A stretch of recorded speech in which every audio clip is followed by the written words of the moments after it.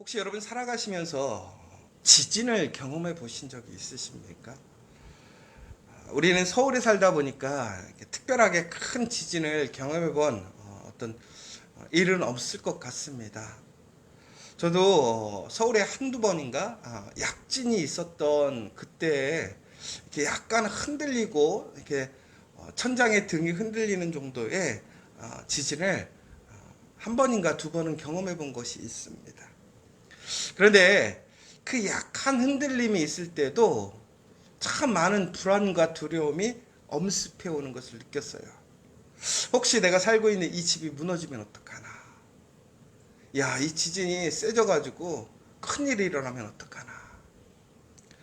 전혀 이렇게 그런 걱정을 하지 않고 내가 안전한 곳, 정말 튼튼한 곳에 있다고 생각했는데 그런 어떤 땅의 흔들림이 우리의 그런 삶을 흔드는 것을 경험하게 됩니다.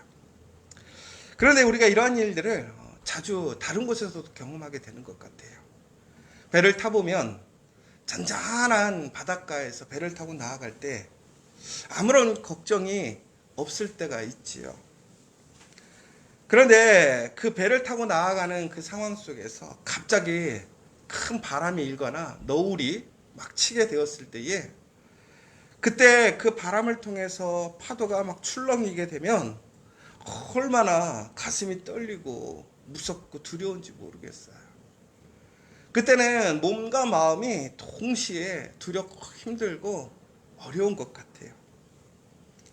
오늘 시편 62편의 말씀을 보면 특별히 그러한 어려운 상황들이 단순히 우리의 외적인 그런 상황에서만 일어나는 것은 아닌 것 같습니다.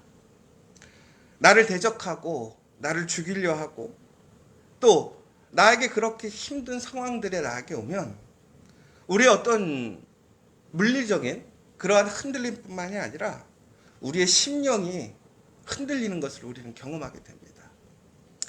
여러분, 이렇게 물리적인 그러한 흔들림 속에서 우리의 마음이 흔들릴 때 참 두렵고 힘들잖아요.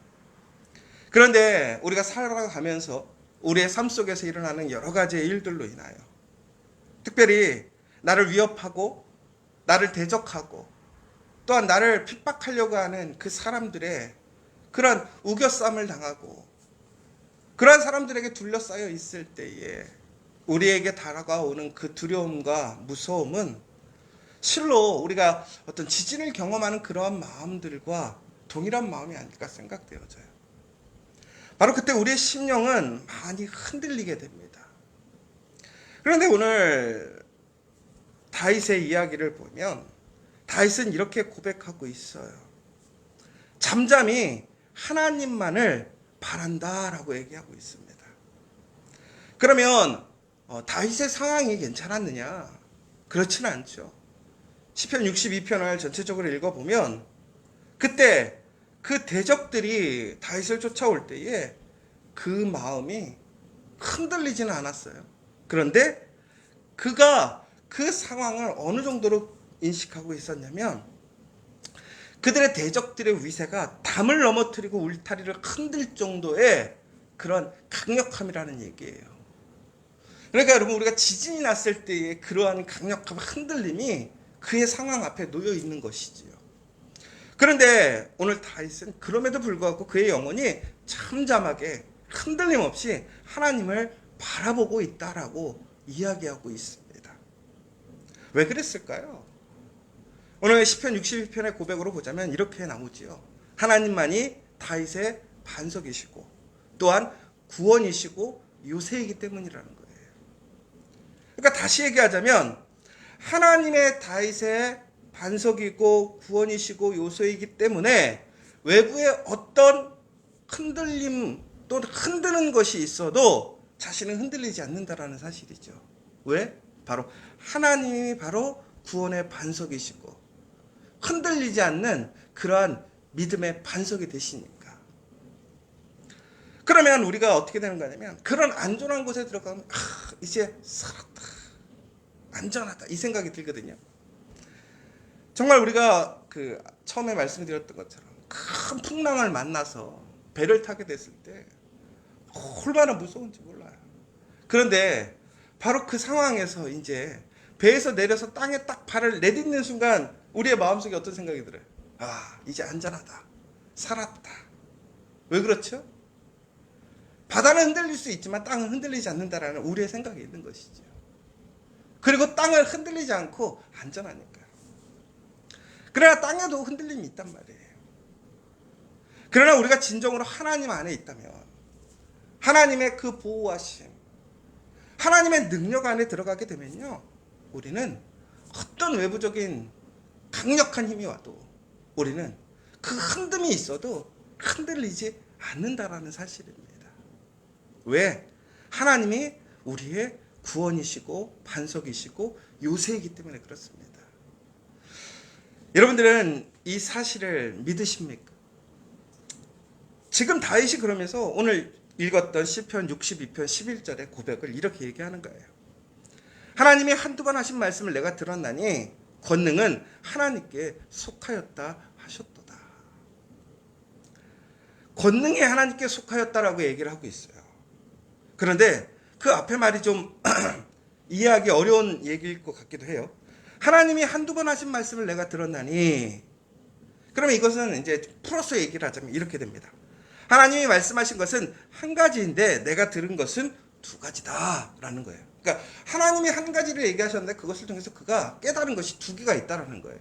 그게 뭐였느냐? 첫 번째는 세상의 모든 일이 하나님의 손안에 있기 때문에 그분과 상관없이 우연히 이루어지는 일이 없다라는 거예요.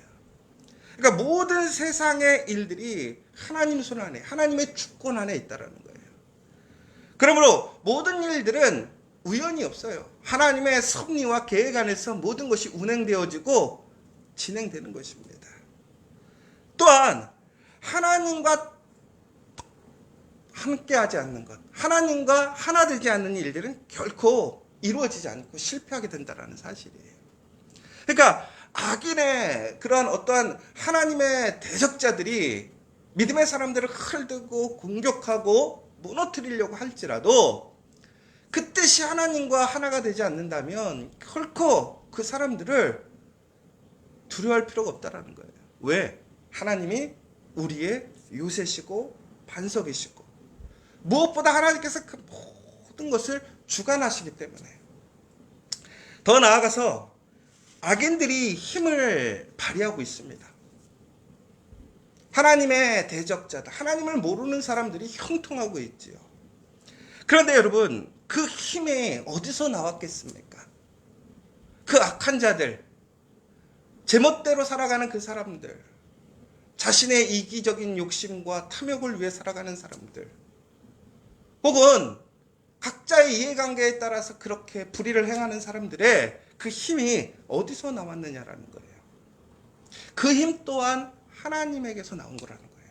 그럼 여러분도 여기서 이제 오해하지 말으셔야 될 게, 그러면 야, 하나님이 악한 일을 하신단 말이야? 그 얘기가 아니시죠. 그들이 발휘하는 모든 것을 하나님이 알고 계셔요. 하나님이 그것들을 내버려 두시기 때문에 그 일들이 벌어진다라는 거예요. 여러분, 욥기를 보시면 사탄이 욥을 시험에 빠지게 하려고 합니다. 그런데 그때 누구에게 허락을 구하죠? 하나님께 허락을 구합니다. 여러분, 사탄마저도 그 힘의 기원이 어디였습니까? 하나님께로 왔었던 거잖아요. 근데 문제는 뭐였죠? 그 힘을 잘못 사용한 거예요. 그렇다면 그 힘이 기원이 하나님이었다면 그것을 가져가실 수 있는 것도 하나님이시고, 그 모든 일을 하나님께서 내버려 두시는 이유는 뭐예요? 하나님이 그 모든 것들을 컨트롤할 수 있기 때문에. 여러분, 우리는 가끔씩 그런 생각을 할 때가 있어요. 우리가 생각하는 그 이상의 일들이 벌어지거나 혹은 내가 심히 흔들릴 때 우리는 하나님의 그 힘이 나를 보호할 수 없고 하나님의 한계가 도달했다라는 그런 무의식적인 생각들이 있어요. 그러다 보니까 우리는 하나님이 아닌 다른 것들을 붙들려고 하고 다른 것을 의지하려고 하고 있습니다. 그러나 여러분들, 끝까지 우리가 기억해야 될 것은 뭐냐?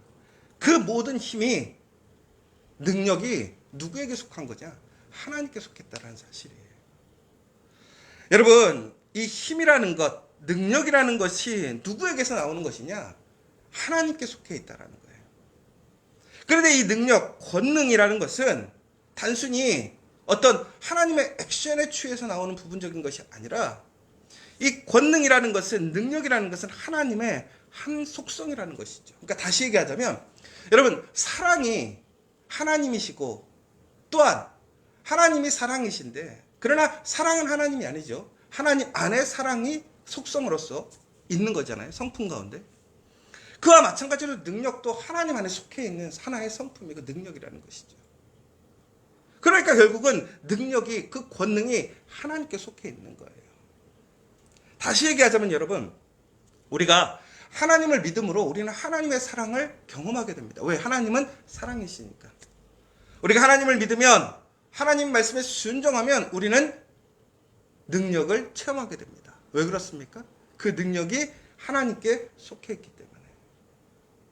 그러므로 하나님을 믿는 사람들에게는 그 하나님의 인자하신 사랑과 은혜가 풍성한 것처럼 하나님의 놀라운 권능의 능력들이 주어진다라는 사실이에요. 그러니까 우리는 어떤 시험과 도전이 와고 어떤 일이 있고 우리를 흔드는 그 무서운 흔들림이 있을지라도 우리가 하나님 안에 있다면 우리는 결코 흔들리지 않는 반석 위에 있다는 사실을 기억해야 한다는 사실입니다. 그러므로 여러분, 오늘 우리가 살아가는 오늘의 삶이 정말 곤고하고 힘들고 어려워요. 요즘에 정말 하루하루 버텨가는 게 얼마나 힘드십니까? 그럼에도 불구하고 오늘 우리가 살아갈 수 있는 이유는 뭐예요? 바로 그 하나님의 그 손길에, 그 보호하신 그 요새 안에 우리가 있다는 사실을 기억하시기 바랍니다. 아무리 흔들리고 비바람이 몰아치고 내 심령이 무너지는 상황들이 생긴다고 할지라도 하나님께서 나와 함께 하심으로 하나님께서 그 모든 것을 하나님의 선한 계획대로 이끌어 가신다는 사실을 우리는 끝까지 신뢰하고 믿어야 한다는 사실이죠. 히브리서 1장 13절에 보면 이렇게 나와 있습니다. 그의 능력의 말씀으로 만물을 붙드신다. 하나님이 그 하나님의 말씀, 그 능력의 말씀으로 모든 만물을 붙드신다라는 거예요. 여러분, 그 말씀을 믿고 의지할 때에 그 모든 것들이 그 말씀의 아래에 있다라는 거예요. 하나님이 주관하시고 멈추게도 하시고 흔들리게 하시는 그 권능의 능력이 하나님께 있다라는 거예요. 우리가 하나님을 믿는다라는 것, 그것은 결국은 하나님의 능력이 우리와 함께 한다라는 사실이에요. 여러분, 오늘 이 사실을 꼭 기억하시고 다시 한번 언제든지 나와 함께 하시며 나의 모든 상황을 안정케 하시고 평안케 하시는 그 하나님을 믿고 신뢰하시기 바랍니다. 그러면 우리는 어떤 상황에서도 흔들림이 없이 그 모든 일을 선하게 행하시는 그 하나님의 놀라운 능력을 따라서 우리는 하나님의 은혜 안에 승리하고 전국에는 하나님의 계획을 하나님께서 성취하시는 것을 목격하고 참여하게 될 줄 믿습니다. 오늘 새롭게 한 주를 시작하게 됩니다. 또한 여러 가지의 일들이 있겠지요.